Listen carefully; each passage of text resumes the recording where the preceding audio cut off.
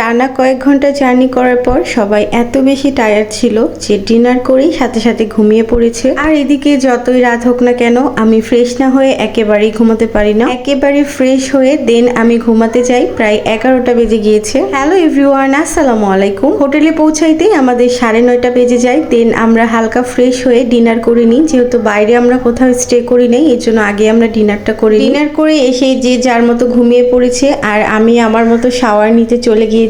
তো এখানে এসে দেখি যে গান বাজতেছে, গান ছেড়েই ঘুমিয়ে পড়েছে। আর এদিকে আমি ভাবলাম যে ছোটখাটো একটা রুম ট্যুর ভিডিও করেই দেই। এত টায়ার্ড লাগছিল, ফ্রেশ হওয়ার পর অনেক বেশি ভালো লাগছে, তো মনটাও ভালো হয়ে গিয়েছে। আর এত সুন্দর রুম ছিল, রুমটা দেখে আমার এমনিতেও মন ভালো হয়ে গিয়েছে। আমাদের রুমে ডাবল বেড ছিল, যেহেতু আমরা 4 জন ছিলাম, 2টা বেডে আরামে হয়ে গিয়েছে।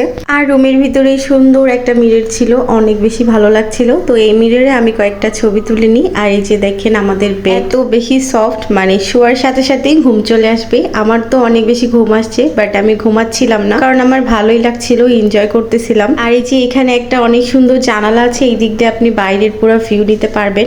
এখানে সারাটা রাতই লাইট জ্বলতে থাকে, যেহেতু মাঝারের আশেপাশে, এই জন্য। রাত 11টার দিকে গোসল করেছি। আর এইদিকে পানি এত বেশি ঠান্ডা ছিল, তার মধ্যে রুমের মধ্যে এসি চলতেছিল, অনেক বেশি ঠান্ডা লাগছিল। তো ভাবলাম যে একটু কফি খাইলে কেমন হয়, যেহেতু সবকিছুই হাতের কাছে রেডি আছে। তো আমি এখানে একটু পানি গরম করতে দিলাম, দেন একটু কফি বানাইছি আমার জন্য। তো আমার কাছে এত বেশি মজা লাগছিল, আমি অনেক এনজয় করতেছিলাম। যেহেতু কালকে সকালে আমাদেরকে যেতে হবে, বিয়ের জন্য রেডি হয়ে যেতে হবে, এর জন্য অনেক বেশি এক্সাইটেড লাগছিল। আর আমি অনেক বেশি এনজয় করেছি, বিশেষ করে এই হোটেলের সবকিছু আমার অনেক বেশি ভালো লেগেছে। আমাদের রুমটা অনেক বেশি সুন্দর ছিল। এখানে 6টা সেকশনের একটা বড় কাভার ছিল, 2টা বেড ছিল, একটা সোফা ছিল এবং একটা টিভি ছিল। সব কিছু ছিল, যেটাই আপনার দরকার হাতের কাছে সবকিছুই পেয়ে যাবেন। আমাদের রুমের ওয়াশরুমটাও অনেক বেশি ভালো ছিল। এখানে আমাদেরকে অনেক কিছু দিয়েছিল, শাওয়ার জেল দিয়েছিল, শ্যাম্পু দিয়েছিল, ব্রাশ দিয়েছিল, চিরুনি দিয়েছিল, সবকিছুই দিয়েছিল।